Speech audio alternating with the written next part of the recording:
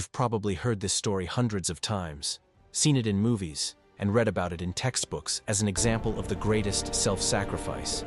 300 flawless warriors, standing shoulder to shoulder, shield all of Greece from a countless horde of barbarians and save Western civilization. Hollywood turned this battle into a glossy comic book about muscular heroes who die beautifully and with pathos. But the real story is not a beautiful action movie, but a harsh, dirty, and cynical chronicle of political intrigue and military mistakes. It was not a brilliant victory of spirit, but an exemplary execution to which the soldiers were sent by their own kings. Thermopylae did not become the point where the Persian army was stopped or even seriously weakened. In reality, after the death of the Spartans, the road to Athens was open, and the great city was burned to the ground. The sacrifice of 300 Spartans did not save a single Greek home or prevent the destruction of Attica. It was a strategic impasse that propaganda later turned into a myth convenient for fostering patriotism. The real tragedy is that these people were left to die not for the sake of saving their country, but to buy time for political bargaining. Forget what you saw in the movies, where King Leonidas leads his army out of a sense of duty and honor. The reality was much more prosaic. Sparta did not want to fight at all, and its allies were ready to flee at the first sign of danger. This is a story of betrayal, fear of the inevitable, and how a military failure was turned into a legend. We will analyze each day of this confrontation to understand who really benefited from the death of the Spartans. This is not a heroic epic, but an anatomy of a disaster that miraculously did not destroy all of Greece. Watch the video to the end, and you will learn what the betrayal that doomed Leonidas to death really looked like, and why Sparta did not lift a finger to save its king.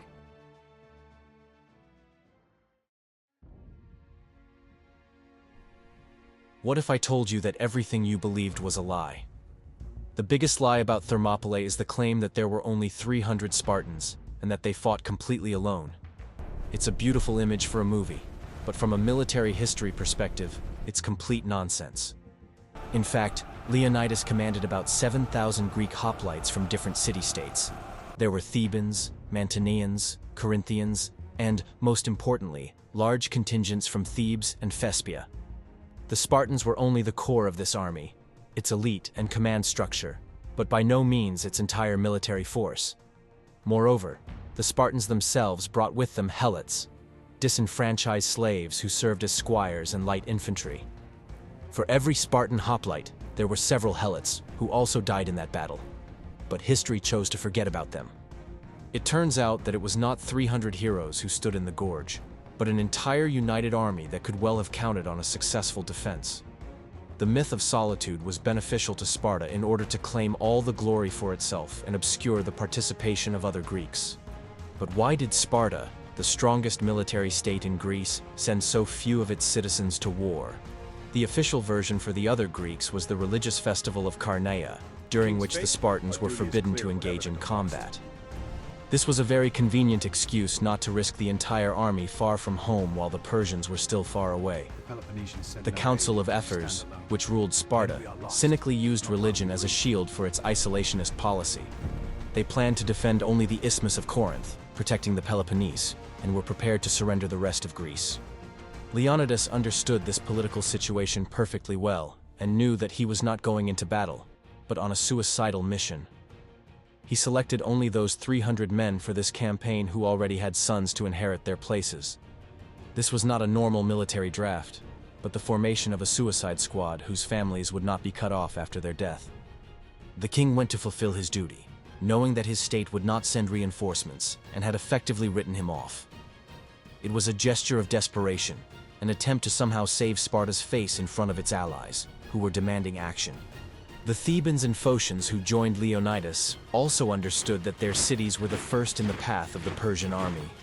For them, it was not a distant expedition, but the defense of their own homes, which stood just beyond the Thermopylae Pass.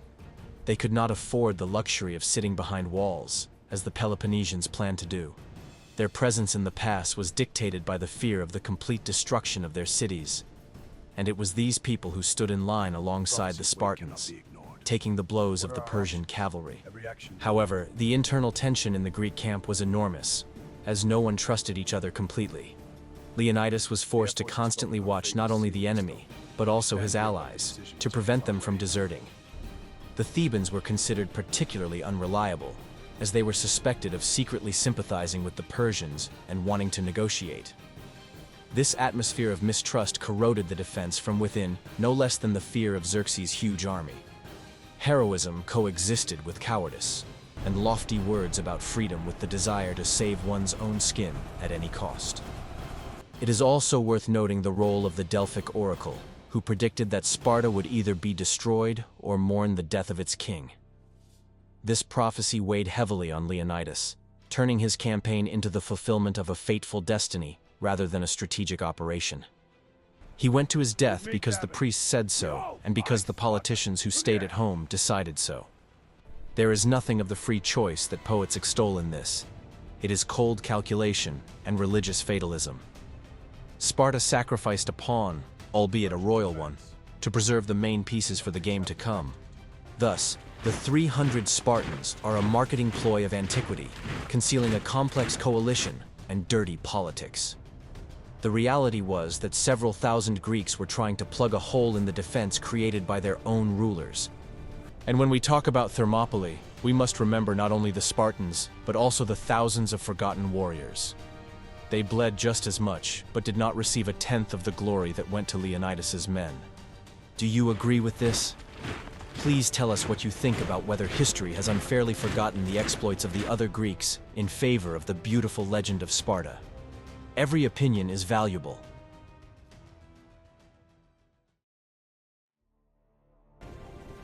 Are you ready to learn the truth about the force the Greeks actually faced? King Xerxes' army was not just an army. It was a migration of peoples moving with the relentlessness of a natural disaster.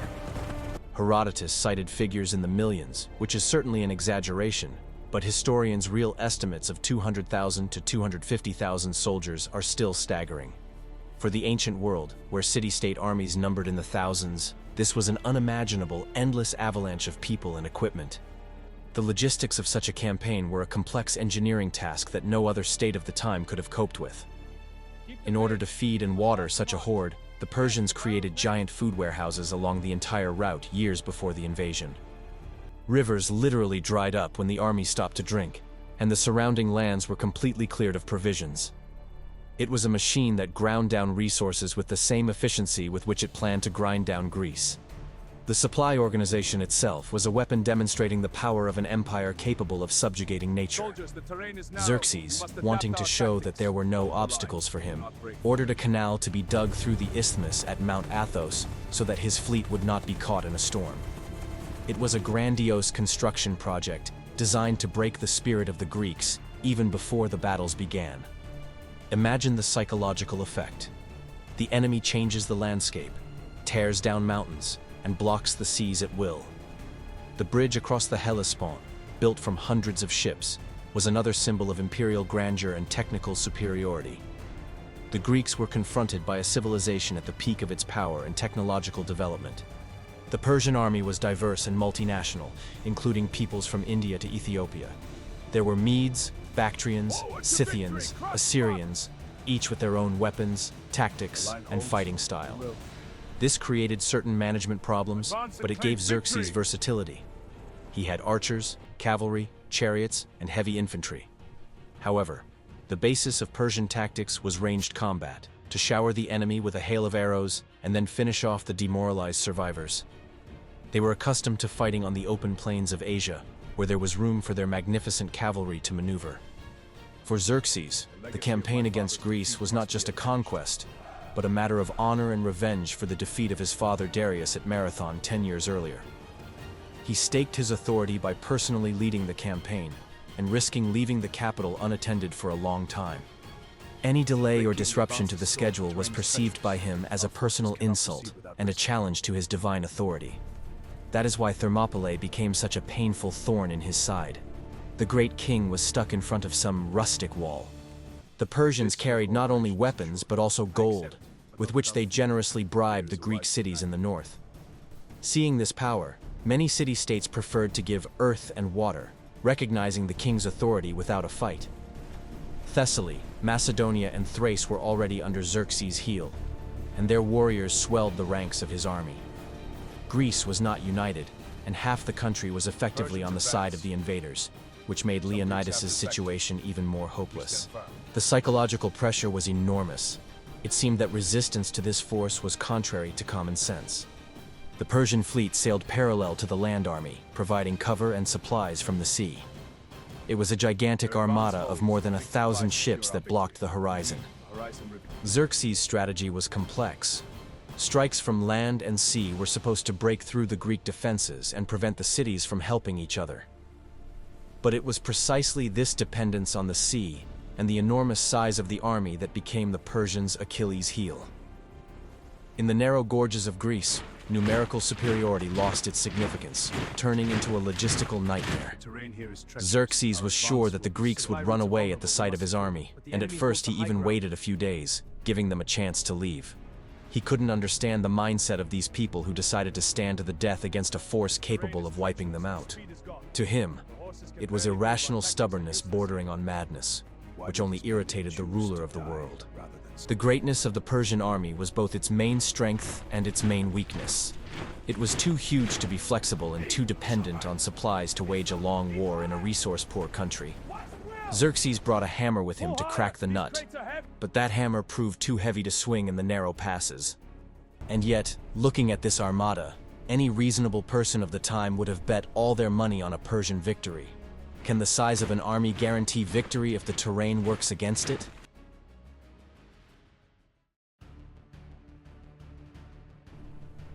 Want to know a secret that will change your understanding of why the Greeks were so resilient? Thermopylae is not just a pretty name, it is a geographical trap, perfect for stopping even the largest army. Translated, the name means warm gates, because of the hot sulfur springs that gushed from the rocks and created a suffocating smell. The place itself was a narrow passage between the steep slopes of Mount Calidrome and the marshy shore of the Maliakos Gulf. At its narrowest point, the passage was only a few meters wide, barely enough for two carts to pass each other. Leonidas chose this place not by chance, but because it completely negated the Persians' main advantage: their numbers. In this bottleneck, neither thousands nor millions of soldiers mattered, as only the front row could engage in battle. The Persian cavalry, the pride of Xerxes' army, was completely useless here and could not turn around to attack. The wide front line, which the Persians loved, was reduced here to a size convenient for the Greek phalanx. The geography here fought on the side of the Greeks, turning the rocks and the sea into impregnable fortress walls. The Greeks restored the old Phocis wall that blocked the passage, making their position even more impregnable. This was not just a battle in the field, it was the defense of a fortified point that had to be stormed head-on. The Spartan phalanx, which was a solid formation of shields and spears, became an impenetrable meat grinder in such conditions. The warriors stood shoulder to shoulder, blocking the passage with a wall of bronze that was impossible to break through with light weapons. The length of the Greek spear allowed them to strike the enemy before he could get within striking distance of a sword.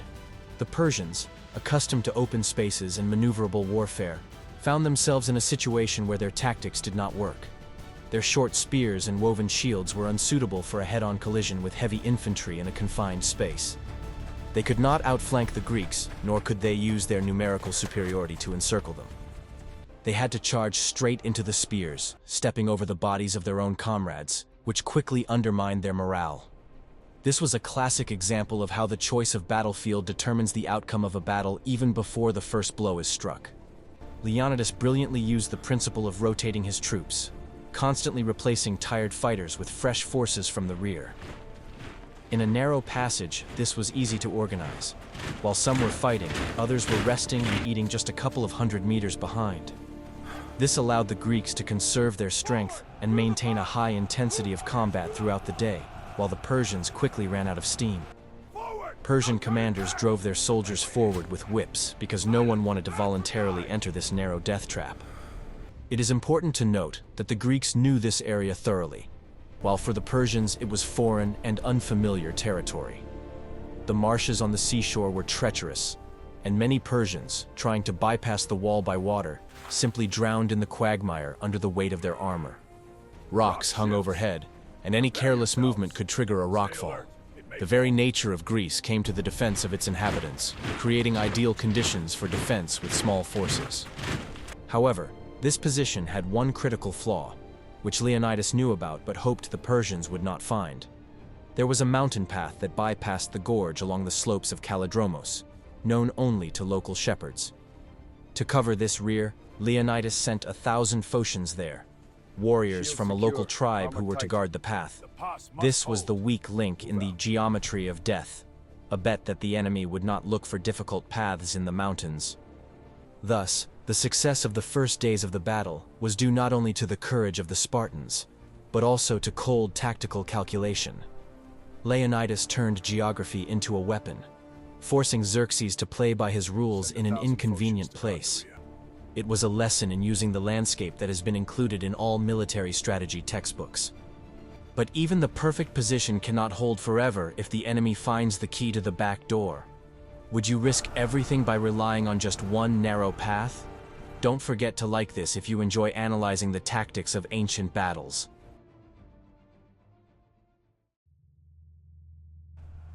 Are you ready for the shocking truth about how this massacre began?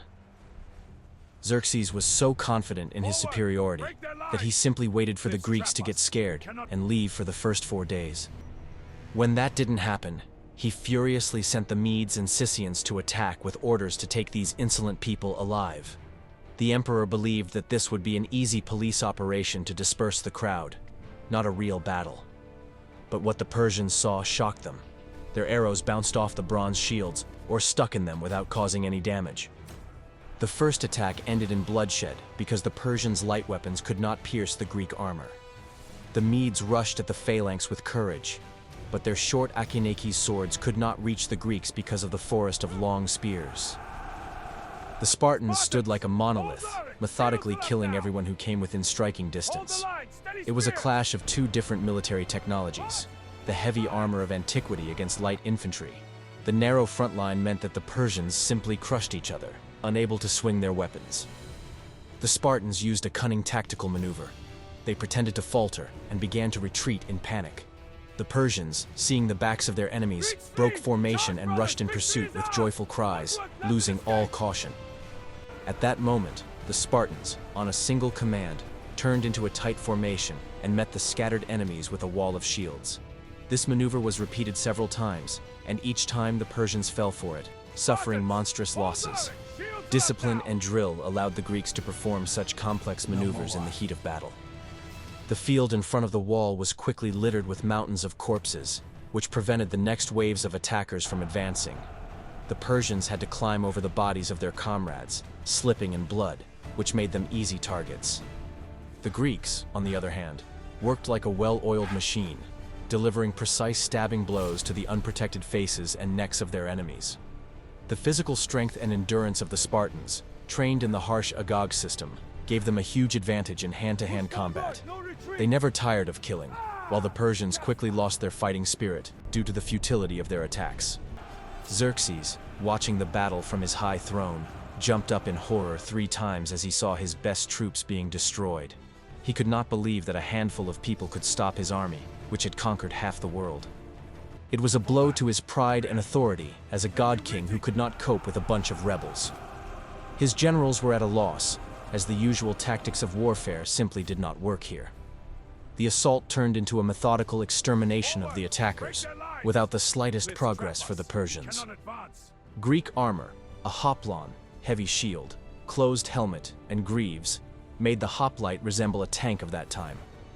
At the same time, the Persians often went into battle wearing cloth caps and carrying woven shields, which offered no protection against heavy spears. The technological gap in close combat equipment was fatal in the narrow conditions. Xerxes realized that this wall could not be broken through by force of numbers, and that he needed to change tactics. After the first few days, it became clear that the light infantry of the east was powerless against the heavy phalanx of the west in a head-on collision. It was a lesson for which the Persians paid with thousands of lives, without advancing a single meter. But Xerxes had another trump card up his sleeve, which he had been saving for a special occasion.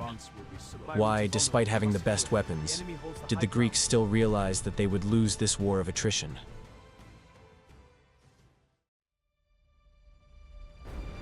When the regular troops failed and retreated, King Xerxes decided to play his trump card. He threw his elite forces into battle, the famous Immortals unit. These were 10,000 of the empire's best warriors, the king's personal guard, who never retreated. They struck mystical terror into their enemies with their appearance and coordinated, silent gait. They were called Immortals, for one simple and frightening reason. If one of them died or fell ill, his place was immediately taken by another pre-trained warrior.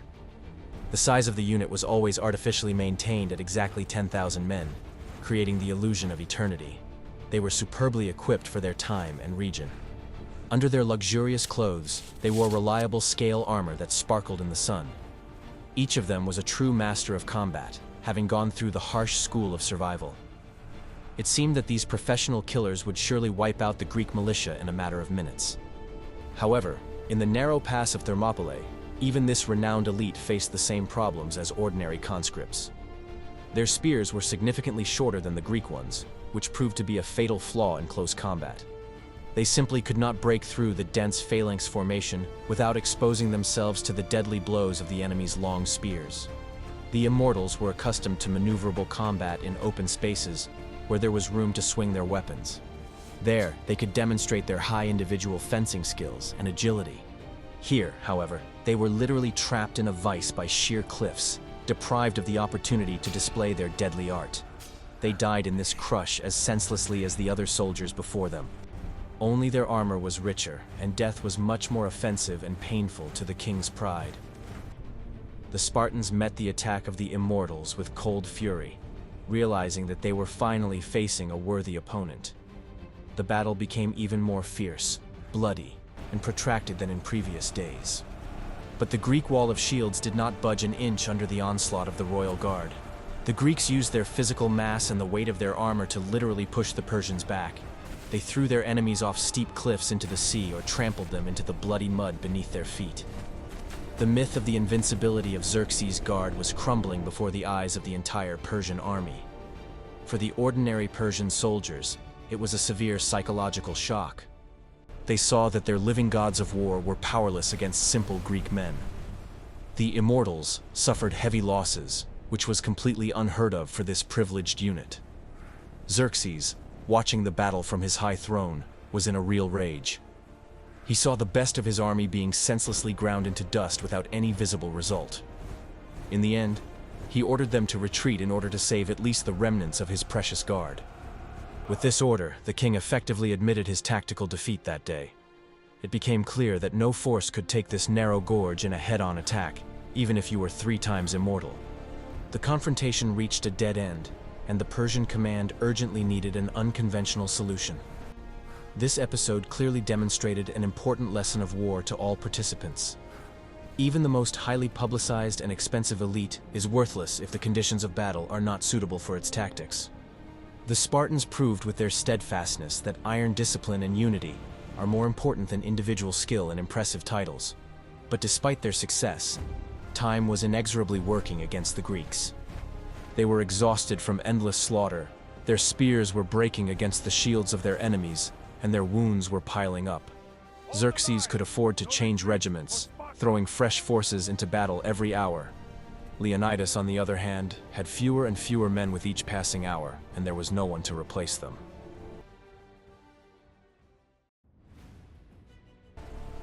What I am about to reveal is forbidden in textbooks on patriotism as an inconvenient truth that spoils a beautiful legend. The outcome of the battle was not decided by the military genius of King Xerxes or the sudden weakness of the Spartans. Everything was decided by the banal human greed of one local resident who wanted to get rich. Ephialtes, an ordinary Greek from the local Malian tribe, came to Xerxes' camp himself. He brought an offer that the Persian ruler simply could not refuse. The traitor told him about the existence of a secret mountain path known only to local shepherds. This path bypassed the impregnable Thermopylae gate and led directly to the unprotected rear of the Greek army. For a bag of gold, he agreed to personally guide the Persians along this winding path. Ephialtes did not hesitate to sell the freedom of all Greece for one heavy purse. Xerxes immediately sent the remnants of the Immortals along this path under cover of night. The path was difficult and dangerous, running through dense oak forests that concealed the movement of troops. But the Persians moved quietly and quickly, burning with a desire to avenge the humiliation of the first days of the battle.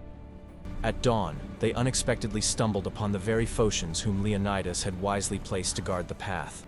And here the second betrayal occurred, this time caused by cowardice and stupidity. The Phocians, seeing a multitude of armed Persians, did not engage in battle as they should have. Instead of holding their position, they retreated to the nearest high hill. They began to prepare to defend themselves, deciding that the enemies had come to kill them. With this maneuver, they effectively opened the way and let the enemy army pass. The Phocians made a fatal mistake in thinking that the Persians had come for them. But the immortals simply ignored their pitiful detachment and rushed down to the sea. The way to Leonidas's rear was open, and the fate of the entire battle was decided at that very moment. There was no heroic resistance on the trail, and the Persians passed through almost unhindered. It was a complete collapse of the entire defense strategy based on the use of the geometry of the narrow gorge. Now the Greeks themselves were in a deadly trap, squeezed on both sides by a huge army. In the morning, breathless scouts brought Leonidas the terrible news. He showed that even the strongest and most impregnable wall would fall if someone opened the gate from the inside. Historians often attribute Ephialtes' betrayal solely to his personal greed and depravity. But it is also an important indicator that not all Greeks saw the Persians as enemies. For many ordinary peasants, a change in power did little to change their difficult lives, and Persian gold was a very real and tangible benefit that could change their fate. This debunks the popular myth of a unified patriotic uprising of the entire Greek people against the invaders. History shows time and again that the fate of great empires often depends on the petty actions of random individuals. The baseness of one person can negate the heroism of thousands of soldiers. Do you think Ephialtes should be condemned, or was he simply trying to survive and make a living in a war that did not concern him?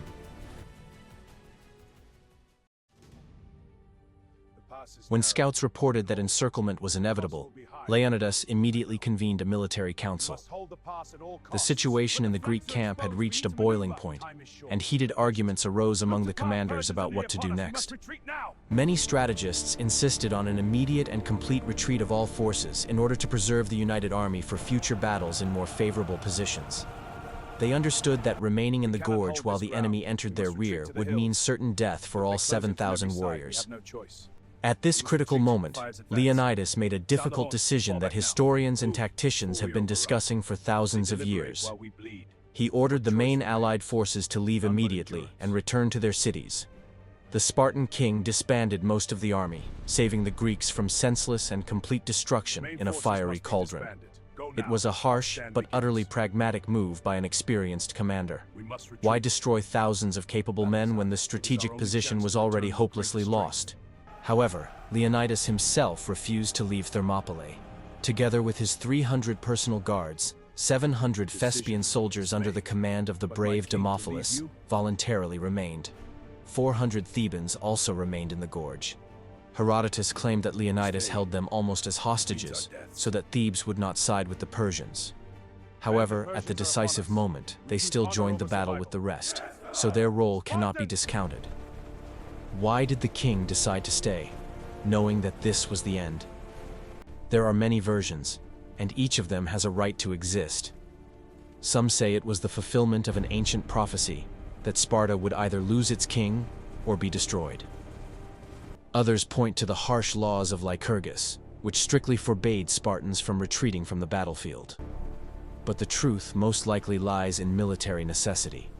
It was a classic covering maneuver, necessary to save the main body of the army. Someone had to hold back the swift Persian cavalry to give the retreating allies time to get to a safe distance. If the Greeks had all run together in one huge crowd, the Persian cavalry would have caught up with them on the open plain beyond the gorge. In that case, easy prey would have awaited Xerxes' archers, and the entire Greek army would have been cut down in a matter of hours. Remaining in the narrow gorge, Leonidas's warriors consciously turned themselves into a living shield for their retreating comrades. It was a sacrifice not for empty glory or pride, but for the real salvation of 7,000 lives. It was thanks to this shield that the core of the Greek resistance was able to escape and regroup for future victories. The Thespians deserve special mention, as their feat is often forgotten in the shadow of Spartan glory. These people showed perhaps even greater heroism than the professional warriors of Sparta. They were ordinary citizens, not bound from childhood by harsh military laws and discipline. Nevertheless, they voluntarily chose certain death simply because they did not want to abandon the Spartans alone in the face of the enemy. The remaining warriors understood perfectly well that this dawn would be their last. An amazing atmosphere of calm reigned in the camp, which was even noted by Persian scouts. The Spartans tidied up their weapons and combed their long hair, preparing for death as if it were a celebration. They ate breakfast fully aware that their next meal would be in the gloomy realm of Hades. Legend attributes this famous phrase to Leonidas, spoken to his men before the battle. He urged them to eat a hearty breakfast, for their supper awaited them in hell. It was a conscious choice made by people who had already crossed the line between life and death psychologically. They were completely free of fear because there was no hope left for a miraculous rescue. Only cold rage and the desire to take as many enemies as possible with them to the grave remained in their hearts. This moment of division within the army reveals a new side to Leonidas' character. We see him not as a mad war fanatic, but as a sober and calculating commander. He saved the future of all Greece by sacrificing himself and his small rearguard. It was a cold, strategically sound decision that had to be paid for with the blood of the best sons of Hellas. The bloody denouement came in the morning when the Persian immortals, having bypassed the mountain, struck from the rear. Now the enemy was advancing from two sides, and the Greeks were caught in a pincer movement. Realizing that they had nothing left to lose, the Spartans and their allies left the protective wall and moved into the wider part of the gorge. They wanted to fight one last desperate battle, where they could inflict maximum damage on the enemy. By this point, most of the warriors' spears had already been broken in previous skirmishes. The Greeks drew their short scytho swords and rushed into close combat. When the blades broke, they used whatever was at hand. They beat their enemies with heavy shields, strangled them with their bare hands, and even tore them with their teeth if they managed to get close enough. It was no longer a disciplined battle of formations, phalanx against phalanx. The battle turned into a chaotic melee, where the Greeks fought with the fury of doomed beasts. The Persians, despite their numerical superiority, fell by the hundreds under the onslaught of this unbridled force. Leonidas was one of the first to fall, pierced by a multitude of enemy spears in the thick of the battle. A fierce and bloody battle instantly erupted around the body of the fallen king. The Spartans, forgetting their own defense, fought off the advancing Persians 4 times to recover the body of their commander. They showed superhuman strength and tenacity, throwing the enemy back. For them, it was a matter of the highest honor not to give the king's body to the barbarians to desecrate, even at the cost of their own lives. Many noble Persians died in this meat grinder, including 2 of King Xerxes' own brothers. The fact that the Spartans were able to reach the royal family speaks volumes. It shows how deeply the Greeks had cut into the enemy's ranks and how close they had come to the Persian nobility. But the forces were too unequal. The Thebans, seeing that the battle was finally lost, separated from the main group and surrendered. However, their fate was unenviable, as many were killed while attempting to surrender, and the rest were branded as slaves. The remaining Spartans and their loyal Thespian allies began to slowly retreat. They took up position on a small hill where they formed a circular defense. Wounded, many already without weapons, they continued to stand, ready to fight with stones and fists. Xerxes watched from a safe distance and no longer wanted to lose his elite warriors in hand-to-hand combat. He ordered the archers to come forward and simply shoot the handful of heroes. This decision put an end to the Battle of Thermopylae. The sky literally darkened with clouds of arrows fired by the Persian army. Archaeologists who excavated this hill many centuries later found thousands of bronze tips from Persian arrows. This discovery became irrefutable proof of how the battle ended. The Greeks did not die in a beautiful one-on-one duel, as is often shown in movies. They were simply methodically shot like live targets at a shooting range. It was no longer a battle, but a show execution of the last defenders. The heroes fell under an endless hail of shells, never reaching their enemies. When the shooting subsided, not a single Hellene remained alive on the hill. After the battle, Xerxes personally walked across the battlefield littered with the corpses of his soldiers. He ordered Leonidas' body to be found among the pile of bodies, beheaded, and impaled on a stake. It was an act of savage fury and blatant disrespect for a fallen enemy. Such an act was unusual even for the Persians, who usually honored the bravery of their enemies. This cruel gesture revealed the true state of the Persian king. He demonstrated to everyone how much the 300 Spartans and their allies had frightened the ruler of the world. Their steadfastness not only delayed the invading army, it sowed doubts about the invincibility of the Persians. Xerxes' fury was an admission that the moral victory that day belonged to the dead, not the living. After the fall of Thermopylae, the way to central Greece was completely open, and no one could stop the invaders. A huge Persian avalanche swept into the unprotected areas of Boeotia and Attica, destroying everything in its path. The cities that refused to submit to Xerxes' will and bring him land and water faced an unenviable fate. Thespia and Plataea, whose warriors fought shoulder to shoulder with the Spartans, were burned to the ground, and their surviving inhabitants were forced to flee to the mountains. Athens, that great city of nascent democracy, suddenly found itself completely defenseless in the face of a deadly threat. Hopes for help from the Peloponnesians were dashed when the Spartans, as predicted by the worst forecasts, did not come to their aid. They preferred to lock themselves on their peninsula, hastily building a defensive wall on the Isthmus of Corinth. The Athenians realized that they were left alone to face the largest army in the world. In this critical situation, the Athenian strategist Themistocles made an incredibly difficult and painful decision. He convinced the citizens not to fight on land, where they had no chance, but to evacuate the city completely. Men capable of bearing arms boarded ships, becoming the very protection promised by the oracle. Women, old people, and children were hurriedly taken to the island of Salamis and the city of Troezen. People left their homes, taking only the bare necessities, and watched with tears in their eyes as the shores of their native Attica receded into the distance. They left their homes, possessions, and ancestral graves to be ravaged by the enemy. It was an unprecedented event in history when an entire people decided to become exiles in order to preserve their freedom. Only a few old men and priests remained in the city, refusing to leave the shrines and believing that the wooden fortifications of the Acropolis would save them. The Persians entered empty Athens, meeting no resistance in the streets, and gave themselves over to looting. They easily dealt with the handful of defenders on the sacred hill and burned the Acropolis. Ancient statues of gods were thrown from their pedestals and smashed, and temples were desecrated and set on fire. It was a terrible price to pay for the defeat at Thermopylae, when the heart of Greek culture was reduced to smoldering ruins. However, despite the tragedy, Thermopylae played a key role, even if it did not physically save Athens. Leonidas' sacrifice did not stop the relentless march of war, but it gave the Greek fleet a few precious days.